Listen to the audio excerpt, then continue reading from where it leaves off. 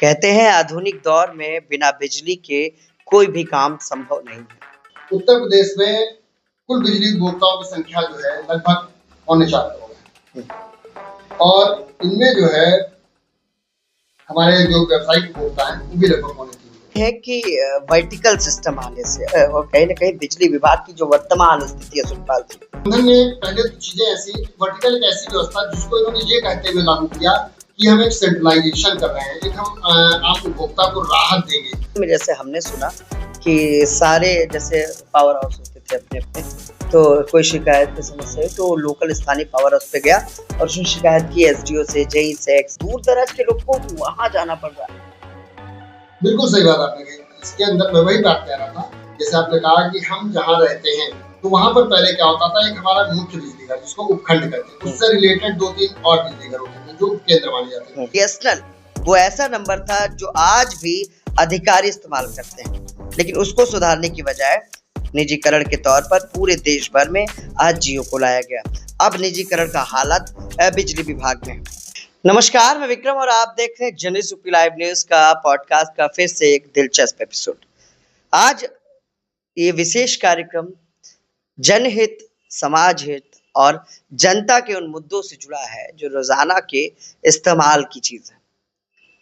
कहते हैं आधुनिक दौर में बिना बिजली के कोई भी काम संभव नहीं है। तो आखिर सरकार की नीतियां, विभाग के कार्य और उनकी कमियां और उनके कहीं ना कहीं विशेषता उसको दिखाने का काम करने वाला वो पत्रकार जो सटीक सूचना जनता तक पहुंचाता है, जो उनकी समस्याओं को अधिकारियों तक पहुंचाता है और उनके लिए कहीं ना कहीं धरातल पर लड़ता है। आज उसी विषय पर हमारी चर्चा है। आज हमारे साथ खास मेहमान होंगे सुखपाल सिंह संतोष जी, जो एक वरिष्ठ पत्रकार है और बिजली विभाग की खबरों से लोगों के बीच चर्चा का विषय भी बने रहते हैं।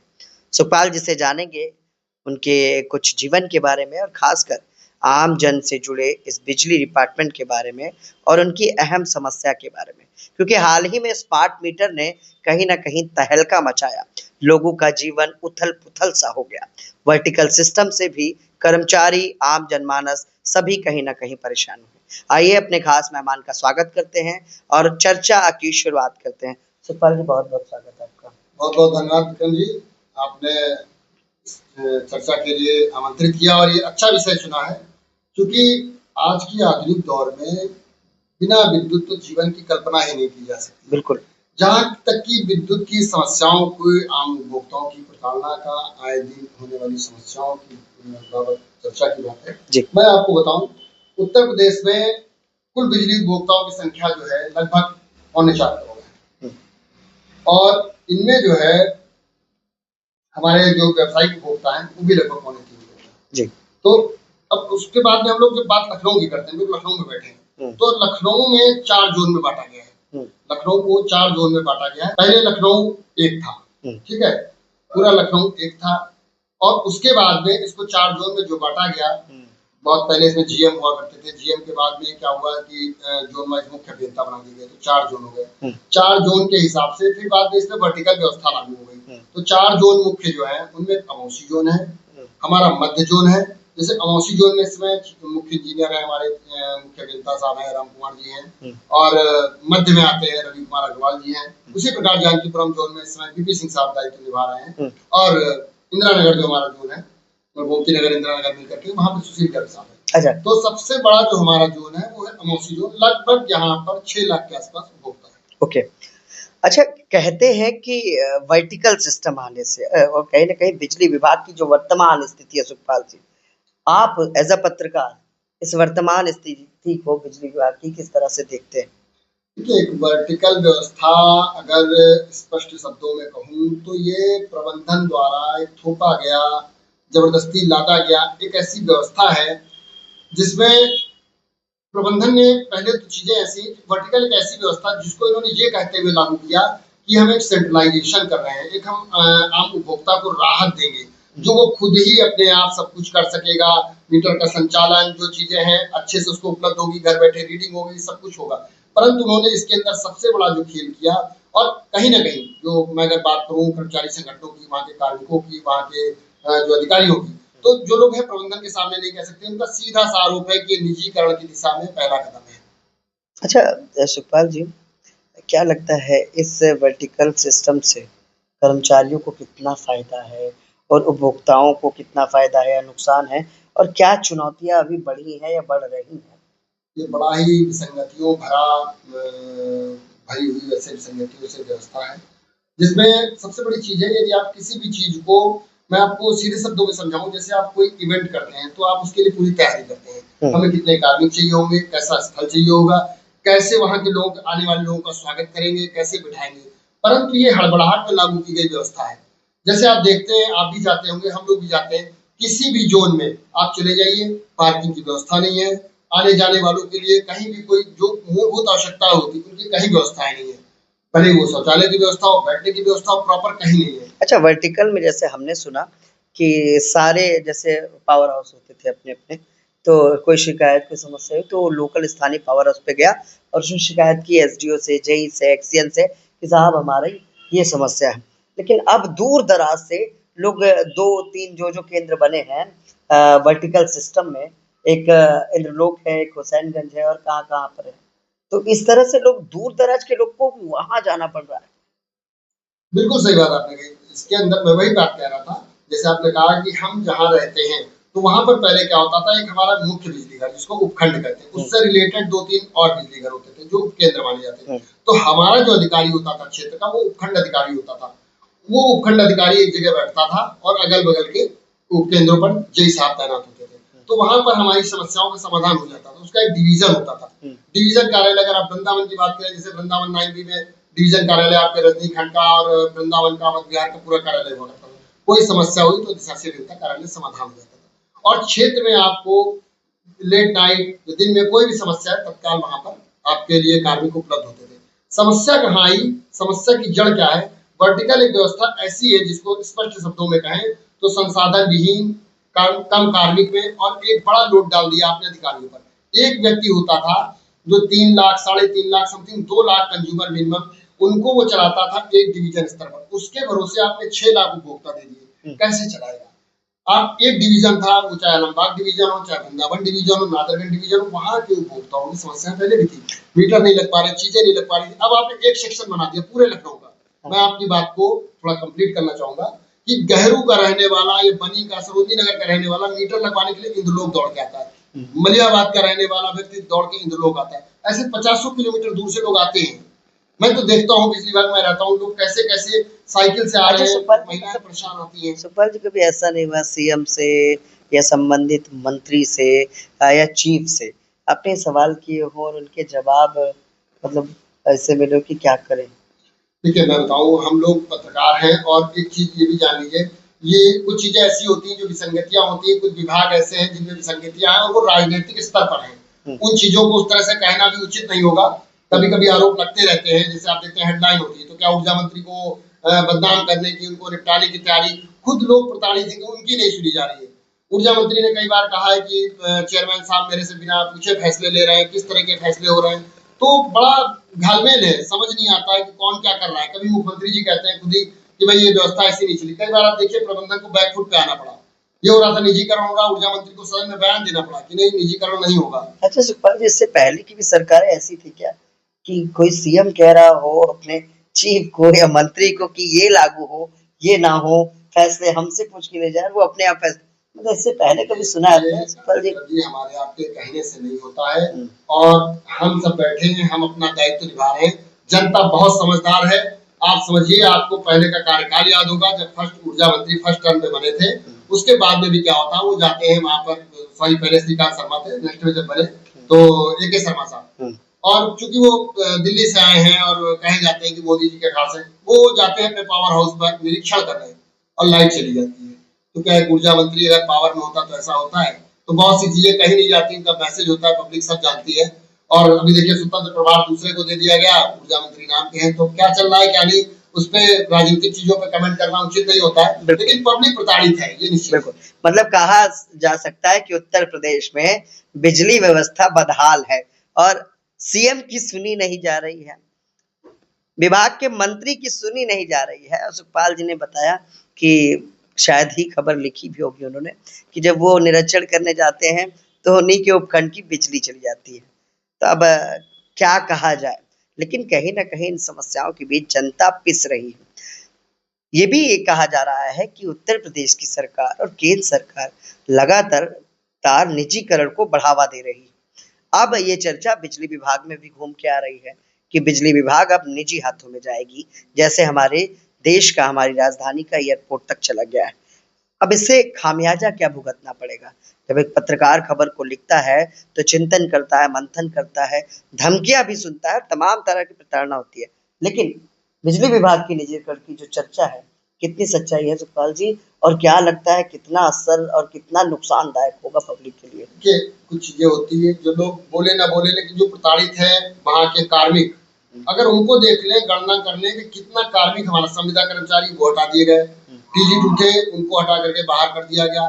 यहाँ पर मतलब एक तरीके से इस तरह से किया गया, जब निजीकरण हो रहा था उसकी शुरुआत हो रही थी 9 अगस्त की जैसे क्रांति, उस टाइम में एक आंदोलन होने को था, उठा करके सबको बाहर कर दिया गया। जो जिम्मेदार अधिकारी थे, अभियंता संघ के जो मेन पदाधिकारी थे, उनको सबको हटाया गया। ठीक है, एक तरफ प्रदर्शनकारियों पे मुकदमा हो गया। एक तरफ प्रबंधन दावा करता है कि हम उपभोक्ता के हित के लिए कर रहे हैं, हम पुराने अधिकारी को हटा रहे, नए लोग आएंगे, वो स्किल्ड होंगे और अच्छे से समझेंगे चीजों को, अच्छे से करेंगे। और वो नौसिखिया निकल रहे हैं। हाँ, मीन्स अब ऐसा है ना, अब देखिए बहुत छोटी सी बात आपको बताऊं, सपोज दैट आपका तकनीशियन जो है वो टीजी2 हो या जे हो, जो हमारा कहीं मुरादाबाद में या किसी ग्रामीण क्षेत्र में, बिजनौर में या कहीं और छोटी जगह बरेली से आ रहा है, वहां पर वो 50 से 60, 70, 100 एम्पियर तक लोड देखता था। वहां पर 2 10 MVA के समथिंग या उससे ऊपर के 2-4 हमारे लगे होते थे ट्रांसफार्मर। यहाँ आकर के उसको देखना पड़ रहा है कि 250-250 एम्पियर तक लोड जा रहा है, और इतनी आप समझिए एक टीजी2 आपने दे दिया। अब सबसे बड़ी समस्या आपको मैं बताऊं, जिस चीज को आप नहीं उस चीज को आपने उठाया, मैं आपको बताता हूँ। हमारा जो बाहर से आया है तकनीशियन टीजी2, अब उसको आपने यहाँ तैनाती दे दी और आपने कह दिया भाई ये फीडर आपको चलाना, उसे पता ही नहीं हमारे फीडर की कुल लंबाई कितनी है। और जैसे हमारे 10 फीडर है तो उस 10 फीडर के हिसाब से हमें 10 कार्मिक चाहिए, आपने 2 कार्मिक दिए, वो फीडर का अनुरक्षण कैसे करेगा? और अब व्यवस्था वही है जो हम लोग लिख रहे थे, तो कहा जा रहा था कुछ विरोधी हैं, किसके कहने पे चल रहे हैं, वास्तविकता सामने आ रही है। क्यों कि अब उस स्थिति में जब लाइट चली गई, आपके इस क्षेत्र के, आप बिजनौर में बैठे, हम लोग यहाँ की लाइट चली गई, तो अब वहां पर ये सिलेक्शन होता है कि पहले जज साहब की बनवाई जाए, मंत्री जी की बनवाई जाए या किसी पत्रकार की बनवाई जाए, तो उसके बाद में आम उपभोक्ता का नंबर आ रहा है। क्यों? हमारे पास सीमित संसाधन है, एक गाड़ी दे दी गई, सीमित कार्मिक है, लाइनमैन है उनके पास, आज भी देखिए आप उठा के देखिए दुर्घटना का स्तर कितना बढ़ा है। लाइनमैन है उनके पास, जबकि कहा गया ग्लव्स होने चाहिए, कैप होनी चाहिए, बट सुरक्षा उपकरण कुछ भी नहीं है। वो जाता है, उसे ये नहीं पता है कहाँ से इनकमिंग है, कहाँ से आउटगोइंग, उसको चढ़ा दिया जा रहा है, और उसके बाद में क्या होता है, उसको शॉक लगता है, नीचे आ जाता है।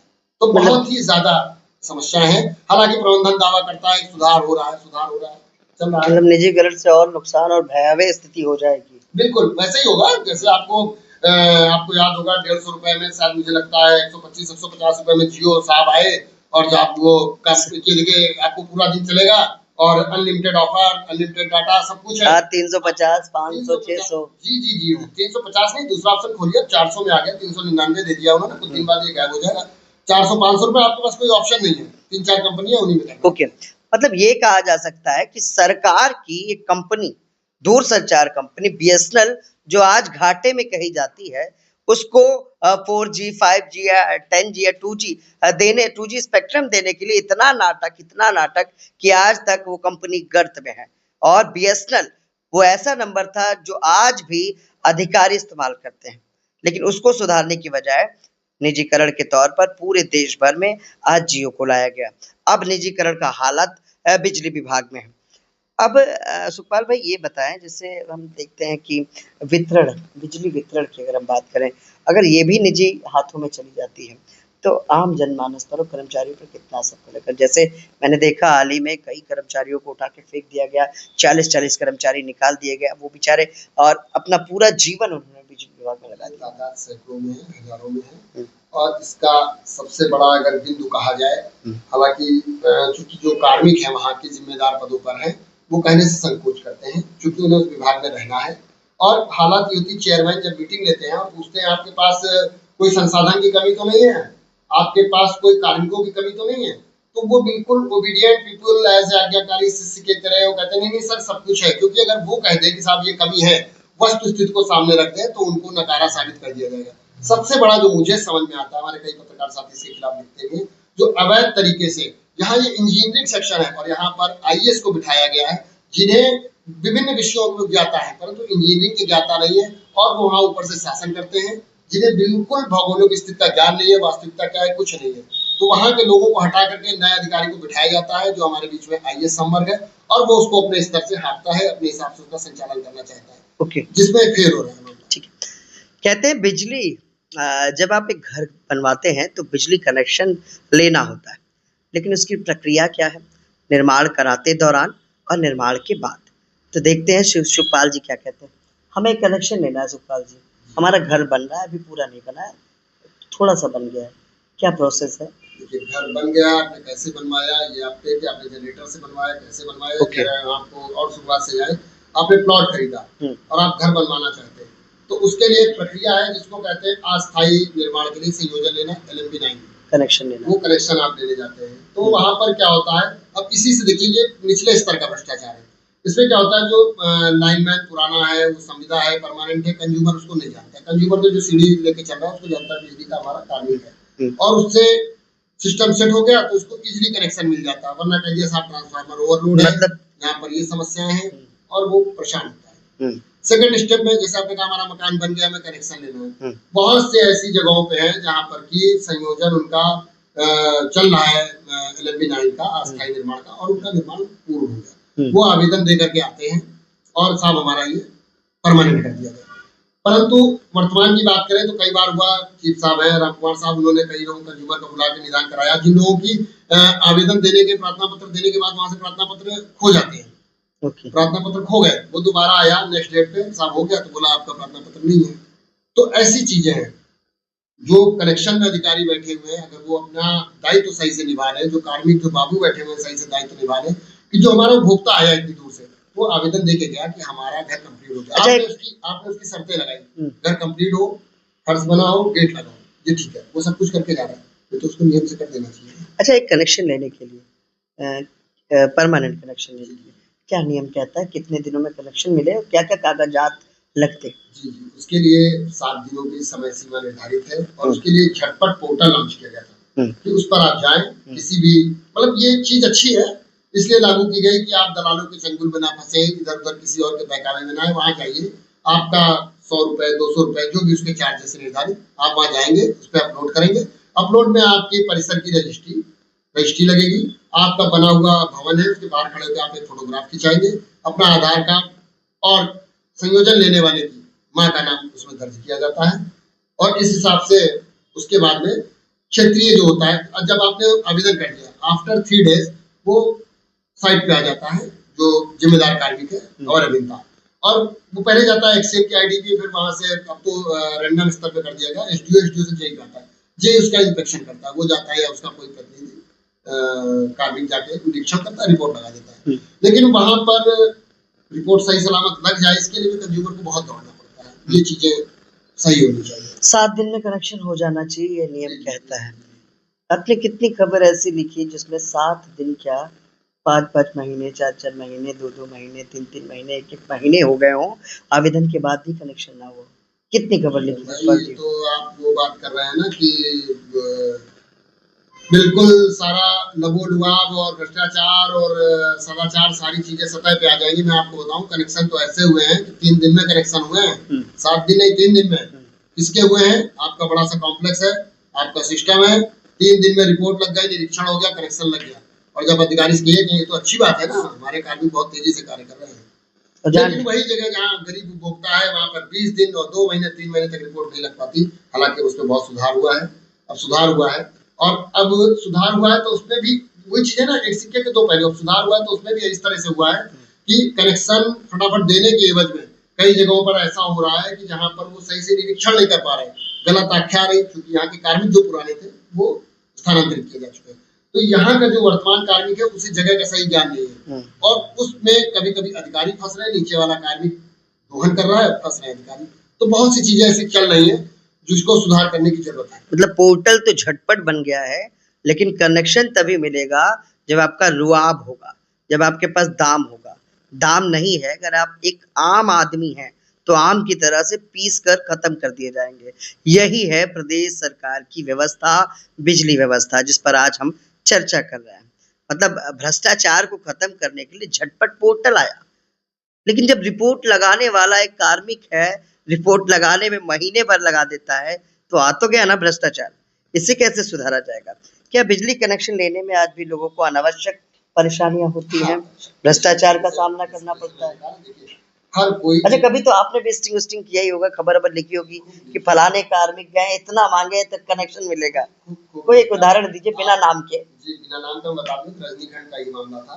तत्कालीन खंड अधिकारी तो पॉलिटिकल व्यवस्था नहीं लागू थी, देश साफ हुआ करते थे, और उन्होंने अपने एक निजी संबंधी को बिठा रखा था। मैं गया तो पता चला कि साहब वहाँ वसूली होती, तो मैं गया, मुझे पहचानता नहीं था, तो मैंने कहा साहब मैं बहुत गरीब आदमी हूँ, मुझे संयोजन चाहिए। मैंने वही रजनीखंड का एक नंबर उनको दे दिया, मकान नंबर, तो बोले ठीक है हो जाएगा।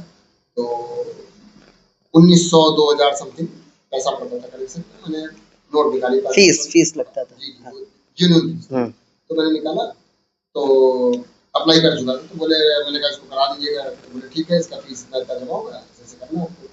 तो मैंने ठीक है, बोले 2000 रुपये खर्चा आएगा। तो मैंने कहा ऐसा है, मैं दौड़ने ना पड़े, मैं प्राइवेट जॉब करता हूँ, तो पैसा देख कर लालच आया। बोले 3000 दे दिए, मीटर जल्दी लग गया, बोला 5000 पूरे दे दीजिए। मैंने 5000 दे दिया, उसका वीडियो बनाया, खबर भी चली थी।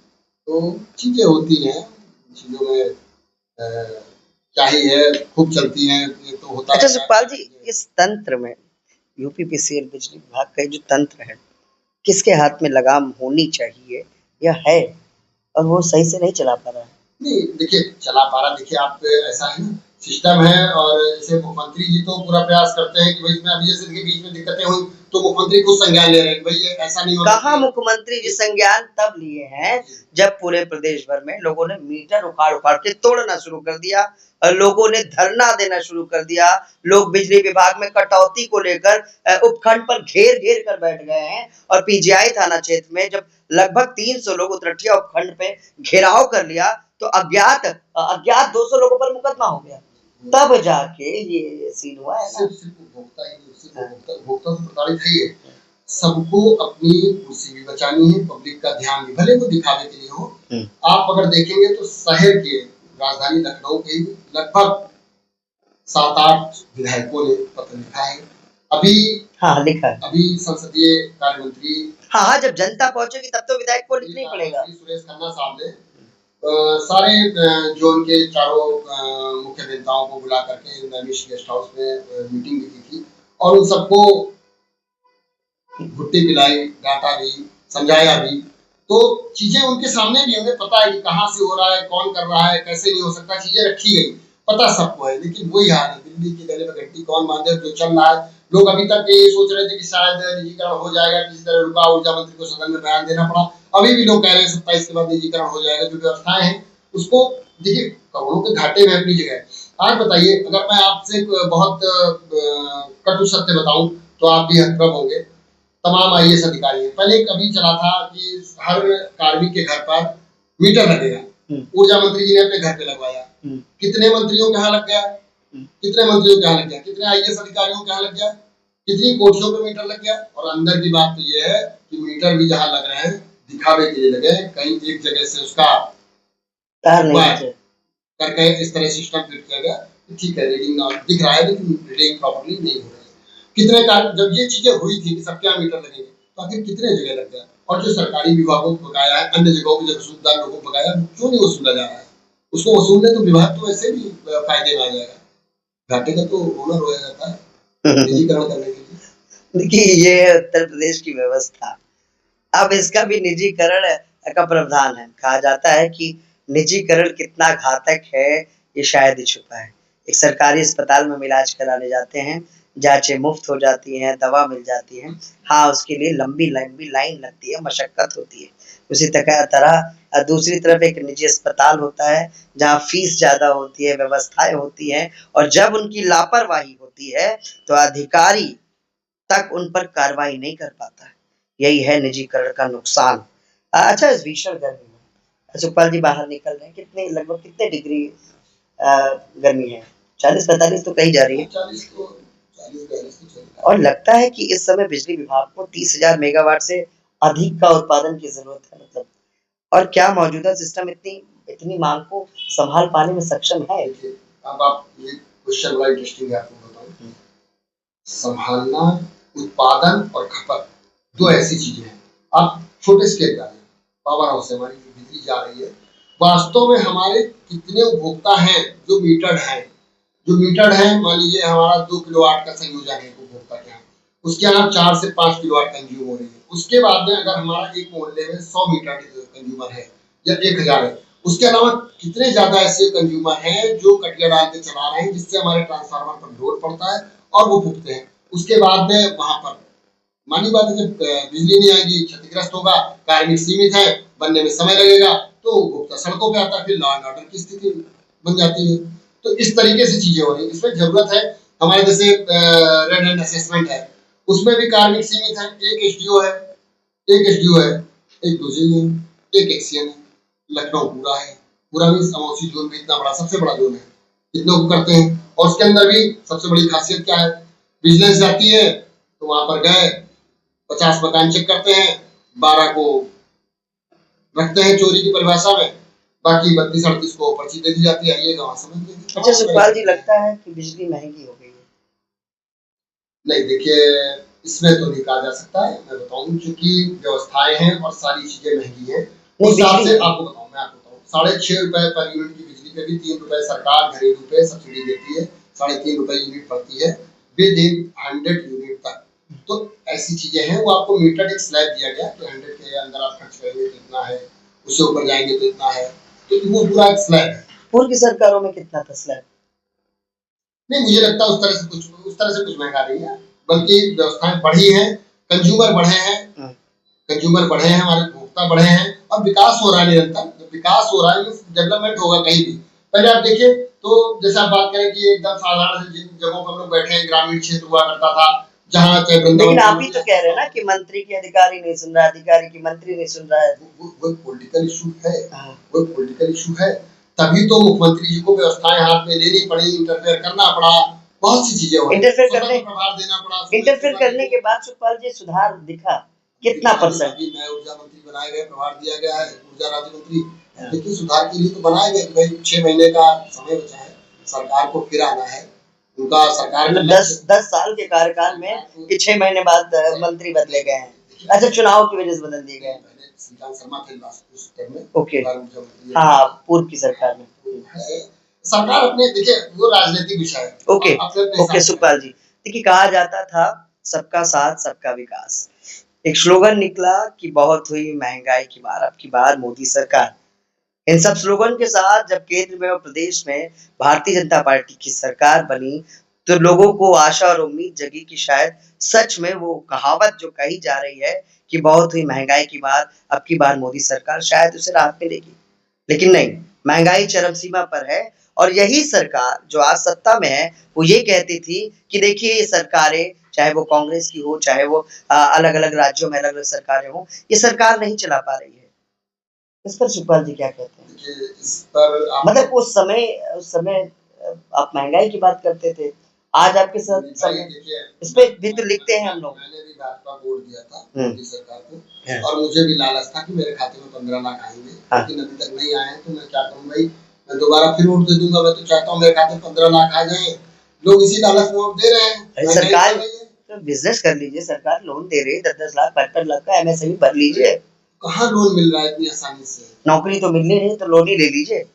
देखिए, ये चीजें वही है ना कि जिन पे कहिए तो शायद सरकार सोचती है कि हमारी बुराई, लेकिन वास्तविकता है आज की तारीख में महंगाई की आप बात करें, इधर मान लीजिए लगभग 1 साल से आप कह सकते हैं कि जो कुछ परिस्थितियां बनी, खाड़ी देशों में युद्ध है, कुछ ऐसा चल रहा है, बट महंगाई तो निरंतर बढ़ रही है। अभी कुछ समय पहले तक हमने शादी ब्याह लोगों ने किए, क्या हालात थे सोने चांदी के। आज तो बिल्कुल हो सकता है कि साहब उसको देख लीजिए, रेट सुन के खुश हो जाइए, खरीदने की हिम्मत नहीं है।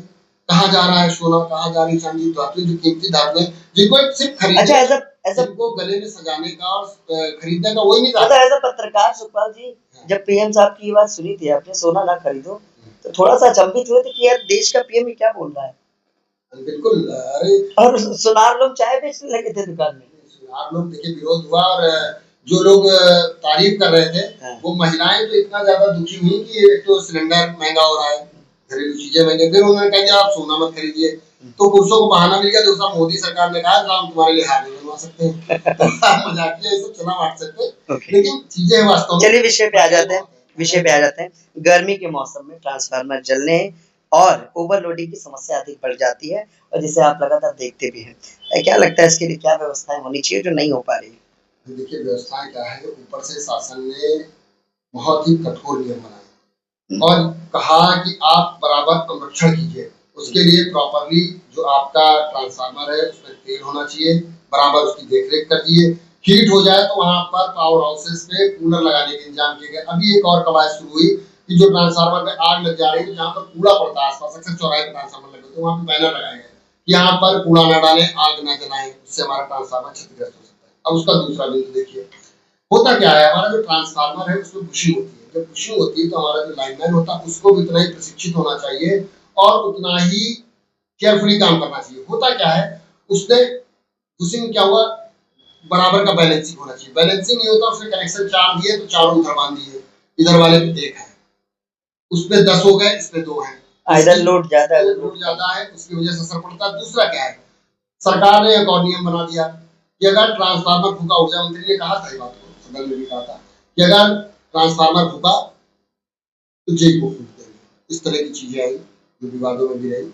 ये हमारा ट्रांसफार्मर नहीं, उन्होंने दिखाया कि हम उपभोक्ता को बहुत चाहते हैं और हमारा ट्रांसफार्मर सुरक्षित रहना चाहिए, मतलब दिखा दिया क्या चाहते हैं, ठीक है। लेकिन धरातल पे क्या हुआ, ट्रांसफार्मर फूकने नहीं बंद हुए, क्या हुए, ट्रांसफार्मर फूका और उसको रातों रात या तो बनवा दिया गया अपने स्तर से या गायब कर दिया गया, दूसरा लाके लगा दिया।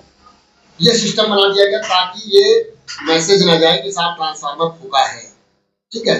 तो इस तरह की, अब अगर ट्रांसफार्मर फूक गया, हमने न्यूज भी चलाई ट्रांसफार्मर फूका है, तो उसको बताया जाता नहीं साहब वो फ्यूज पेटी उड़ गई थी, उससे फ्लैश हुआ था जो लगा कि ट्रांसफार्मर लगा है। तो ऐसी चीजें हैं, बाकी उपभोक्ता को। अच्छा, जैसे कि आपने बताया ट्रांसफार्मर बदलने में जब फूक जाता है, खराब होता है, तो देरी क्या होती है, कार्मिक कम है, कार्मिक ज्यादा होनी चाहिए, और जो कार्मिक है उनको हटा ही दिया जा रहा है। तो कार्मिक अगर ज्यादा संख्या बढ़े तो शायद व्यवस्थाएं थोड़ी सी दुरुस्त हो जाए। कार्मिक ज्यादा होने चाहिए और इसके अंदर जो संसाधन भी जरूरी है, जिस हिसाब से उपकरण नहीं देते, संसाधन कम है। आपको एक चीज और मैं बताऊं, जो एक बड़ी कंपनी के खिलाफ लोग बोलने से करते हैं, एनसीसी कंपनी, ज्यादातर जो लाइनें हमारी जहाँ पे जली, बीच में धरना प्रदर्शन हो रहे थे, लोड बढ़ता है तो लाइन बिल्कुल जैसे मोमबत्ती की तरह टपकने लगती है। वो क्यों हो रहा है, उसकी गुणवत्ता खराब है। उसको दिखाते हैं कि 150 एम्पीयर की है और वो जो उसका जो लेवल है जो कि 50, 60, 70 वाली जो हमारी आती है वो उससे कहीं बेहतर है। तो डरते का है था उस कंपनी के लिए बोल रहे हैं। उस कंपनी में कहा जाता है बहुत बड़े ब्यूरोक्रेट्स का, पॉलिटिशियंस की उसमें भागीदारी है, इसलिए लोग उसका नाम नहीं लेते हैं। और उसी को आरडीएसएस योजना के तहत जो प्लान दिया गया काम करने के लिए, उसको भी एक बड़ा स्कैम टाइप का है, क्या कहूँ उसको, कि उसका 2025 में अप्रैल में काम पूरा हो जाना चाहिए था, 26 चल रहा है, अभी भी आरडीएसएस का काम चल रहा है। इतने टाइम तक कंज्यूमर को नोटिस दे करके, सूचनाएं सोशल मीडिया डाल के कि आपकी 6 घंटे ऑनलाइन बाधित रहेगी, आरडीएसएस का काम आपके क्षेत्र में होना है। वो सारा काम कहाँ चला गया, फिर भी तो उसी तरह हो रहा है, फिर भी तो कंज्यूमर परेशान है, लाइट फूक रही है, सब कुछ हो रहा है, तो घटिया क्वालिटी है। ओके, सरकार 24 घंटे बिजली देने का दावा करती है, लेकिन असल हकीकत क्या है, आप सभी कमेंट बॉक्स में जरूर बताएं कि आपके क्षेत्र में कितने घंटे बिजली आती है। सुखपाल जी, लेकिन कई जगह पर घोषित कटौती क्यों हो रही है? जैसे आपने कहा कि सूचना डाल दी, काम चल रहा है। वो तो है, दूसरा चीज आपको बताऊं, वो तो चलिए घोषित है तो आपको पता है कि साहब कम से कम जानकारी में इतनी देर लाइट नहीं आएगी। हाँ। उसमें भी क्या होता है, 1 घंटे के लिए डाली गई, 2 घंटे लाइट गायब है, पहली चीज। तीसरी चीज क्या, आप देखते होंगे, आप घरों में हैं और एसी का, कूलर का आनंद ले रहे हैं, लाइट चली, वो मजबूरी है, वो मजबूरी है कार्मिक की। क्यों, लोड ज्यादा है, दिन में 60-70 था, रात को 250 हो गया, तो एक क्षमता उसकी निर्धारित है, उससे ज्यादा जाएगा तो डर जाएगा। तो उसके अंदर क्या है, कूलर पंखा तो लगा ही है, आधे घंटे के लिए आपकी लाइट कट कर दी, शट डाउन। क्यों, हमारा वो परिवर्तक जो ट्रांसफार्मर है वो कूल हो जाए, उसका temperature भी बढ़ जाती है, तो ये भी होता है ठंडा करना, तो उसे भी बचाना, क्योंकि वो ठंडा रहेगा तभी वो भी ठंडे हैं, वरना उनको भी जो है पनिशमेंट। तो मतलब ये मान लें कि 24 घंटे अगर बिजली देनी है तो उसमें 2-3 घंटे कटौती जायज है, वो जायज है। आप राजधानी की बात कर रहे हैं, बाहर तो क्या हो रहा है, तो प्रभु नामित है। अच्छा, कम वोल्टेज की समस्या से उपभोक्ताओं को भारी नुकसान होता है, इसके पीछे मुख्य कारण हम क्या है, देखिए बड़े बड़े बिल्डर हैं, प्लॉटर हैं, जिन्होंने, हमारा ऐसा नहीं है, हम भी दोषी हैं, उपभोक्ता भी दोषी होता है। कैसे राजधानी में दबाव बढ़ता है कि भाई राजधानी में सबको यहाँ निवास बनाना है, अब वो अनडेवलप एरिया में चले गए, वो 100 रुपए से लेकर के 1000 रुपए स्क्वायर फीट तक के उपलब्ध थे प्लॉट की स्टार्टिंग में, उन्होंने ले लिए, ऊबड़ खाबड़ जगह, तालाब तलैया सब ले लिया। अब वहां पे कोई इंफ्रा डेवलप नहीं है, तो वहां क्या हुआ, किसी ने छोटा सा, ये लोग खेल करते हैं, डेवलपर बना बना के चला गया। हाँ, समथिंग 100 प्लॉट है, उसमें एक किसी कंज्यूमर के नाम पे उन्होंने दिखाया कि 10-20 लोग आवेदन कर रहे हैं, छोटा सा कनेक्शन ले लिया, उसी पे सबको बांट देते हैं। हाँ। तो एक पोल से आ रही सिंगल फेज की लाइन है, उससे कितने लोग जाएगा, तो जितनी दूरी होती है उसमें फिर लोड कम होता है, वोल्टेज की समस्या, फ्लक्चुएशन जो होता है, वोल्टेज की समस्या आती है, फिर उसमें लोड ज्यादा बढ़ता है, समस्याएं होती है। ओके, तो बिजली दरों में लगातार वृद्धि की बात सुनते हैं, खबरें सुनते हैं, नए शुल्क जोड़े जाने से जनता परेशान है, इस पर आपकी क्या राय है? क्या अगर एज अ पत्रकार आप धन्यवाद अदा करिए, पूर्व में गृह सचिव रहे, आज नियामक आयोग के चेयरमैन है माननीय अनिल कुमार साहब, कि थोड़ा सा नियामक आयोग का डर है कि वो दरें नहीं बढ़ाने देते हैं और वो इस पे ऑब्जेक्शन करते हैं। अभी भी देखिए, जो मीटर कंपनियों ने पैसा वसूला सरचार्ज के रूप में, उसको उन्होंने वापसी करने का आदेश पारित किया, लेकिन मिला नहीं है। मिला नहीं है, प्रक्रिया है, कम से कम किसी ने बोला तो, किसी ने उस चीज को डिफाइन तो किया कि आपने गलत किया, आपको देना पड़ेगा। लेने में तो कहा था लाइट कट गई है, जमा करोगे तभी जोड़ेंगे। तो विभाग ने कहा, नियामक आयोग एक अलग संस्था है, वो बेबाकी इस काम को करती है, इसमें उपभोक्ता संरक्षण परिषद के उद्देश्य वगैरह लगे। मतलब ये मान के चले, अगर उपभोक्ता परेशान है तो यहीं चला जाए।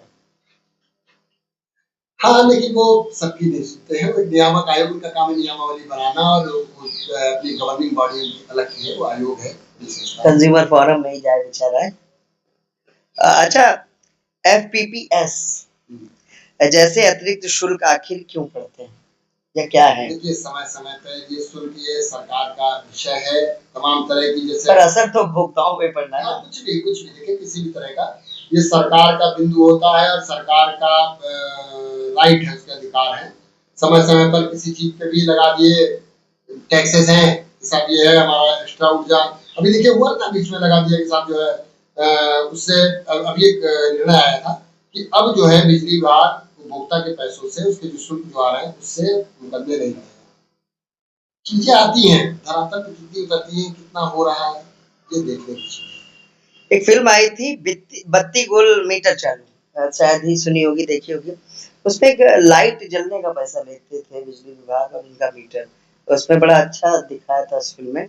आपके हिसाब से जो आज मीटर सबके घरों में लगे हैं, वो बत्ती का कितना चार्ज देते हैं? ये एक विवाद का केंद्र रहा है, और वास्तव में इसमें तो उस बत्ती की जरूरत क्या लगती है? जैसे आप लोग, यदि आप सूत्रों की माने तो सबसे बड़ा मुद्दा एक था भी, जो कॉस्टिंग है, जो बिजली विभाग का जो मीटर, स्मार्ट मीटर के नाम पे, उसकी कॉस्ट समथिंग 1500 रुपए होती है, बट वो 5500, 5600, 7000 के कंज्यूमर क्या लगाया जा रहा है। अभी कंपनियों का खेल है, और जहां तक इसकी आपने बात की, जो लाइट में ब्रेकिंग होती रहती है, इसमें कई बार ये विवाद उठे कि इसकी वजह से भी जो बिजली कंज्यूम हो रही है, उसमें भी था कि साहब हमने जो कंज्यूम किया इतना, और जो लाइट जल रही है इसका एक्स्ट्रा है, तो ये हम क्यों दें।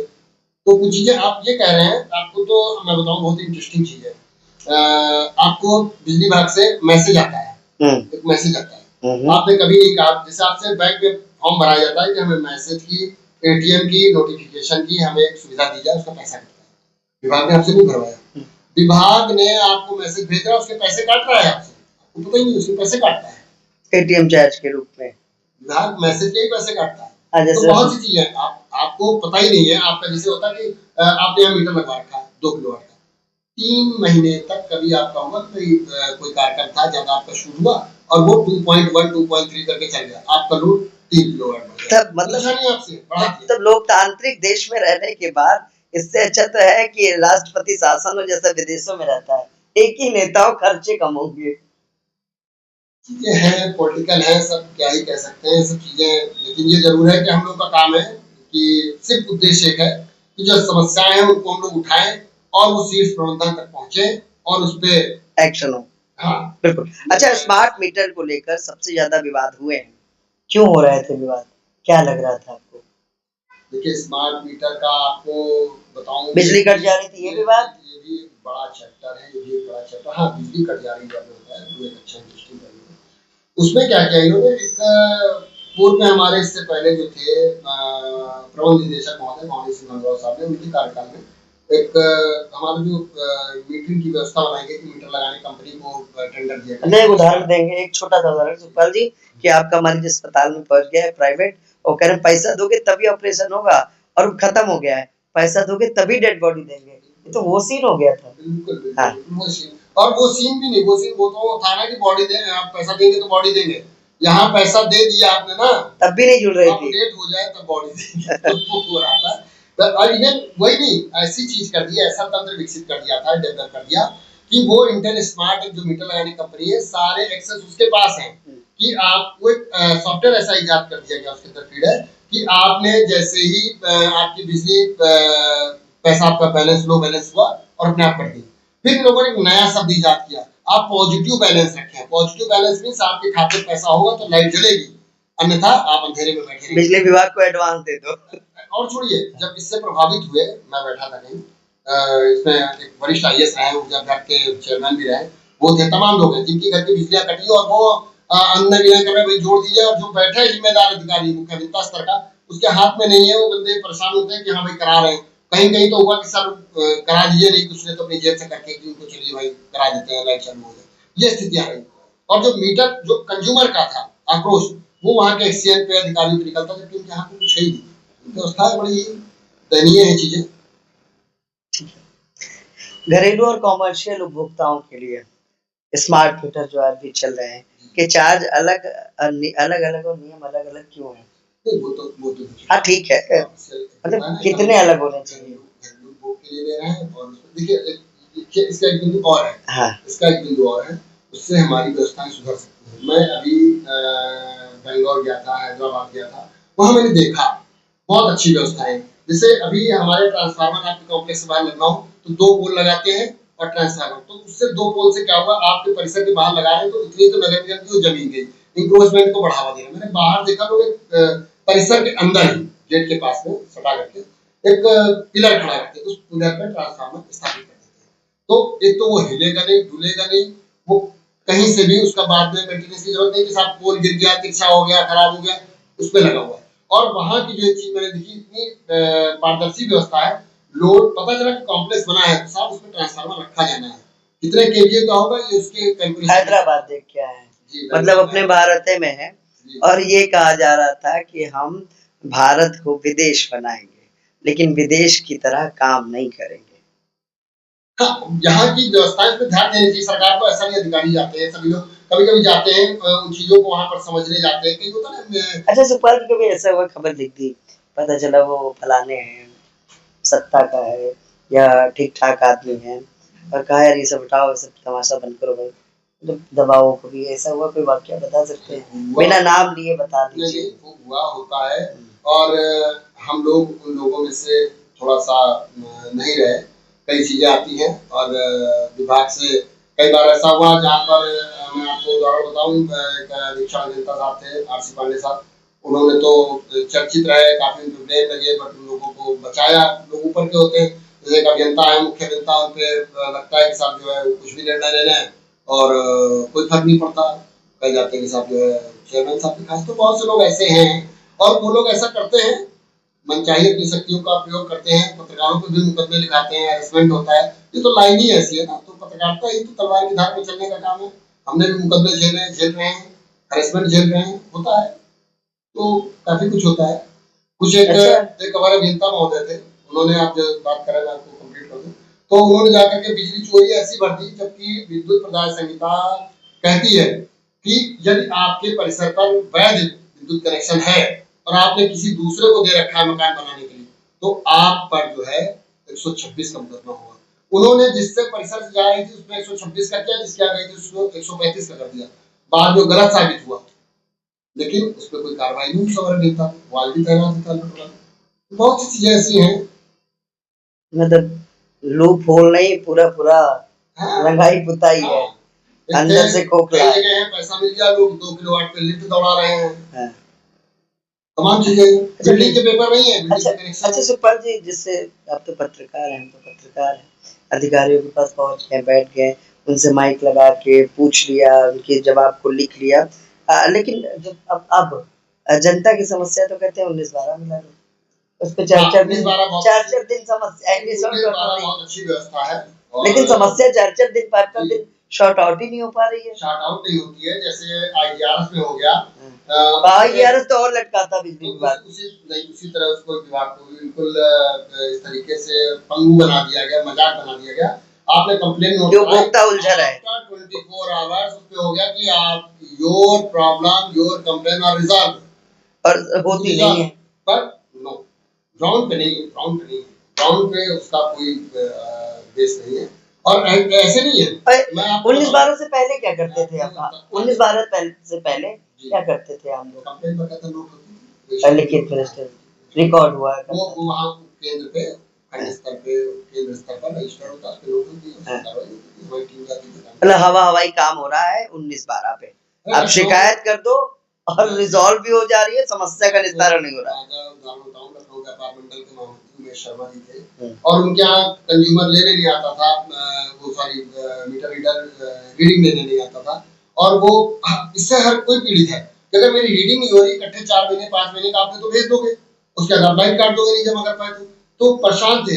20 बार सुनवाई करने के बाद भी, कंप्लेंट करने के बाद इस बार अगर रिजॉल्व हो गई, उनका समस्या का समाधान नहीं होगा, तो वहां जाकर के इस हिसाब से मैंने बोला, फिर जाकर के किसी तरह उनका समस्या तात्कालिक रूप से हुआ, अभी उसका सलूशन नहीं हुआ परमानेंट। अच्छा, बिजली कटौती और बिजली व्यवस्था को बेहतर बनाने के लिए सरकार और विभाग को कौन से बड़े कदम उठाने चाहिए? सबसे बड़ी चीज देखिए, कार्मिक को प्रशिक्षित होना चाहिए। जो कार्मिक हैं, कार्य करने वाले फील्ड में, वो प्रशिक्षित हो, स्किल्ड हो, और उनको संसाधन दिए जाएं, उनको जो सेफ्टी टूल किट है हमारी वो दी जाए। वो तो कभी नहीं देखा मैंने। और चीजें है ना, तो उसे कागजों में है, जबकि रियल में ऐसा नहीं होता, होना चाहिए। मैं देखता हूँ कहीं सीढ़ी नहीं होता, बिल्कुल बाउंडर की तरह खंबे पे चढ़ जा रहा है, कार्य कर रहा है, अचानक से लाइट आ रही है, खत्म हो जा रहा है बेचारा, जीवन अपने खतरे में डाल लेके करता है। हम यहाँ पे कंज्यूमर से भी थोड़ा सा निवेदन करना चाहेंगे कि जब हमारी लाइट चली जाती है तो हम लोग बिल्कुल उत्तेजित ना हो, ये समझे हमारे आपके ही घर का ही बंदा है, हमारे आपके घर का, हमारे आप जैसा ही कोई व्यक्ति है जो काम कर रहा है बिजली विभाग में, और जब भीषण सर्दी, बड़ा फोर्स होता है तो अधिकारियों को लाइट चालू करनी पड़ती है। बारिश में जब आप कुछ छूना नहीं चाहते, दस्ताने पहने होते हैं, तो वो ठंडा खंबा छूता है। जब गर्मी में आप बाहर निकलना नहीं चाहते, दहकता वो खंबा छू करके, चढ़ करके उसमें बिजली बना रहा होता है, तो कहीं उसका भी ध्यान दें। और 2 मिनट में लाइट जाती है, हम फोन करने लगते हैं या चढ़ने लगते हैं, आप शब्दों का प्रयोग करने लगते हैं, थोड़ा सा धैर्य रखें। तंत्र है ये, हमारी गाड़ी है, हम 18 लाख की लाए चाहे 8 लाख की लाए, रोड पे चल रहे हैं, अचानक बंद हो गई, थोड़ा समय ही लगता है, क्या प्रॉब्लम हो गई हम नहीं जान सकते। तो चीजें हैं, कहीं पर अगर बाधित है, थोड़ा सा धैर्य रखें, सहयोग करें, तो विभागीय हित में भी होगा, अपने हित में भी होगा कि आपका बीपी नहीं बढ़ेगा, थोड़ा शांत रहेंगे। बाकी जो समस्याएं निस्तारित तो अधिकारी करते ही है, तंत्र है, चलता रहेगा अपने हिसाब से। चलिए, बहुत बहुत धन्यवाद सुपरमैन से बात करने के लिए। बहुत बहुत धन्यवाद, आपने मुझे बुलाया, आज मैं यहाँ पर आया और हम लोगों ने इतनी अच्छी चर्चा की। देखने वाले उपभोक्ताओं को भी, कार्मिकों को भी, अधिकारियों को भी बहुत बहुत धन्यवाद। चैनल के लिए कुछ कहना चाहेंगे? बिल्कुल, इसी तरह आप निरंतर जन उपयोगी, जन समस्याओं और जनता की जो समस्याओं से सरोकार रखें, और अच्छे से उन चीजों को फ्रंट पे लाएं, अधिकारियों तक पहुंचाएं, ज्वलंत समस्याओं को रखें। इसी से देखिए, टीआरपी बढ़ाना नहीं होता, जो जनहित के कार्य करते हैं वो खुद आगे बढ़ते हैं। बहुत बहुत धन्यवाद। ये थे हमारे साथ सुखपाल सिंह संतोष जी, अपने बेहद भावपूर्ण, महत्वपूर्ण और जनहित के मुद्दों पर हमारी ये चर्चा थी। हमने मुद्दों पर चर्चा किए, विचार किए, दर्शकों से भी साझा किए, उनकी समस्याओं पर भी चर्चा की, और कहीं ना कहीं सरकार की लूप होल, अधिकारियों के लूप होल और विभाग की कमियां जो लगातार हम लोग लिखते हैं, दिखाते हैं, और उसमें किस किस तरह की दिक्कतें होती है, और आज भी कौन कौन सी दिक्कतें बनी हुई। हमारे इस पॉडकास्ट में आज का विषय था बिजली विभाग की वो समस्या जिससे आम उपभोक्ता जूझ रहा है। कहने को 19-12 पे कॉल करने से समस्या का समाधान हो जा रहा है, लेकिन धरातल पर नहीं है। कहने को बिजली कनेक्शन 7 दिन में मिल जाती है, लेकिन धरातल पर नहीं है। कहने को लापरवाही बरतने वाले अधिकारियों पर हवाई कार्रवाई हो जाती है, लेकिन धरातल पर नहीं है। कहने को ट्रांसफार्मर फूकने के बाद नियम कहता है कि अधिकारी को फूक देना चाहिए, जो प्रदेश के ऊर्जा मंत्री, केंद्रीय ऊर्जा मंत्री ने कहा था। खैर, ये बात तो बात वाली थी, लेकिन उस पर कार्यवाही तक नहीं हो पाती है।